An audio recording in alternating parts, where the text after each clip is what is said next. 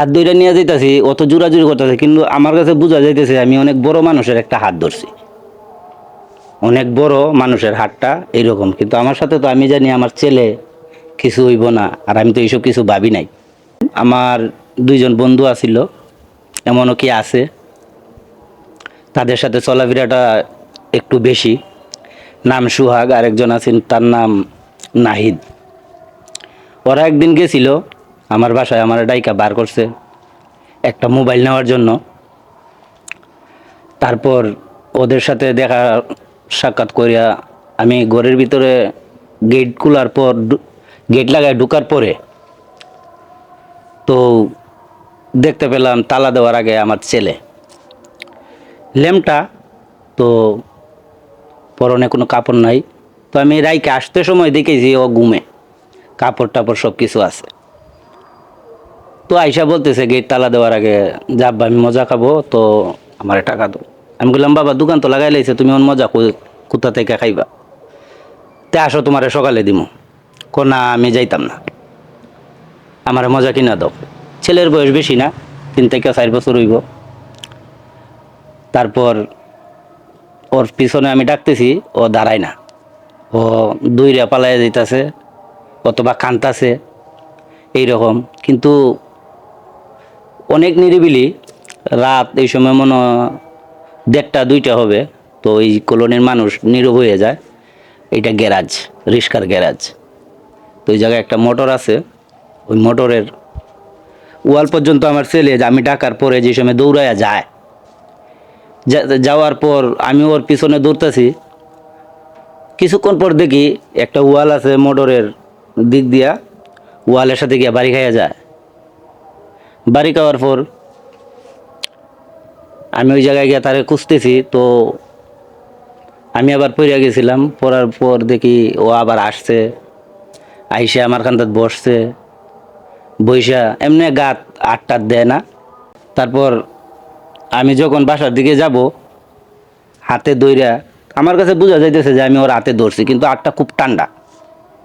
ওই দিন অনেক গরম ছিল, কিন্তু হাত খুব ঠান্ডা। হাত ধইরা নিয়ে যাইতাছি, অত জোরাজুরি করতেছে, কিন্তু আমার কাছে বোঝা যাইতেছে আমি অনেক বড় মানুষের একটা হাত ধরছি। অনেক বড় মানুষের হাতটা এইরকম, কিন্তু আমার সাথে তো আমি জানি আমার ছেলে কিছু হইব না, আর আমি তো এইসব কিছু ভাবি নাই।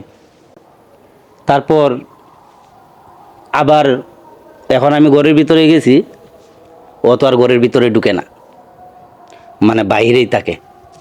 এ ঢুকতো না, মানে মজা না নিয়ে হে ঢুকবেই না করে। তারপর কইলাম আয় কুলে আয়, তোরে ঘুম পাতাই মুকুলো লইয়া, তার আবার মা নাই। আচ্ছা যাই হোক, তারপর আবার বাড়ি হয়ে গেছে, আস্তা কলোনি রাস্তা এলাকা, মানে তুকাতুকি করছি। তো তারপর দেখা গেল আমার আব্বাও আইছে। ইনিও কিন্তু আব্বা না, আব্বাও আইছে। আওয়ার পরে আমার জিজ্ঞেসেছে এনো খিতা। আমি বলি না, নাইম রে দেখলাম, নাইমে কানতাছে, চিল্লাইতাছে, দৌড়তাছে। ওহন তারে ফাত করতে পারি না, নিতে পারি না, হ্যাঁ মজা খাইতো, মজা দিতাম কই থাকি। ওহন ওইটা করতে আয় আমার লগে, আমি দিলাম। ওখন যাও, শেষ পর্যায়ে যাওয়ার পথে তো খালি আমি দেখি, কিন্তু এই মানুষটারে দেখাইতে পারি না।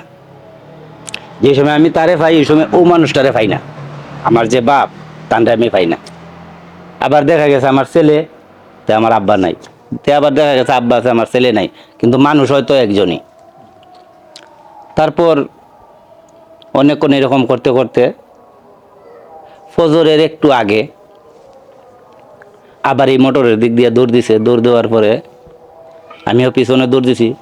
তে নিজের বাচ্চা যদি একজন মনে করেন একটা বিপদের দিকে দৌড়াইয়া যায়, এটা নিজের মাঝে যে কীরকম লাগবে এটা তো আপনার জানার কথা, যেহেতু আপনার আর বাচ্চা কাচ্চা আছে। যে সময় ওয়ালের সাথে বাড়িটা খাইব, আমি ধরতে পারছি না। বাড়িটা খাওয়া মাত্র আমিও একটা শিক্ষার মারছি, মাইরা ফিরে গেছি। ফিরে যাওয়ার পরে মানুষে আমার পানি টানি দিয়া জ্ঞান টিয়ান আনছে। জ্ঞান আনার পরে আমি দেখি আমি আমার ঘরে। তো আমি আমার ঘরে, তারপর আমার মাও পানি দিতেছে, আমারে বাপও পানি দিতেছে। তখন আমার ওয়াইফ নাই, আমার বাইবু, ছোটো বাইবু আছে, ও পানি দিতেছে। আর হাফ পায়ের তলায় তেল দিতেছে। তো আমি ওইটা কই যে আমি আমার মারে বলতেছি, মানে যেরকম একটা আকর্ষণ হয় আর কি, যে একটা ছেলের একটা বিপদ দেখলে যে তোমরা আমার নাইম রে না দাও, আমার নাইম রে দরকার, আমার ফুট মরিয়া গেছে গা বা এইরকম একটা খিচ্ছু। তারপর আমার মা ওইটা বললো নাইম তো ঘুমাইতেছে, তো নাইমের তো কিচ্ছু হইছে না, তে নাইম তো বাইরে হইছে না। আমি বলছি না, আমার কাছে দেও, দিলে আমি বুঝবো। তখন আমার ছেলের তো ডাকতেছে, ছেলে তোর ঘুম থেকে উঠে না, কাপড়ও আছে, হে শুইয়াও রইছে। ঠিক যেইভাবে আমি আমার এই জায়গায় ঘুম পাতাইতাম, নামতো না, সকালে আবার এই জায়গা থেকে লামায় আমি কাজে যাইতাম। এখন যেইভাবে আমি তৈয়া সাইরা ওদেরকে গিয়ে গেট খুললা দিছিলাম, আমি এইভাবেই পেয়েছি, এই পর্যন্তই আর কি।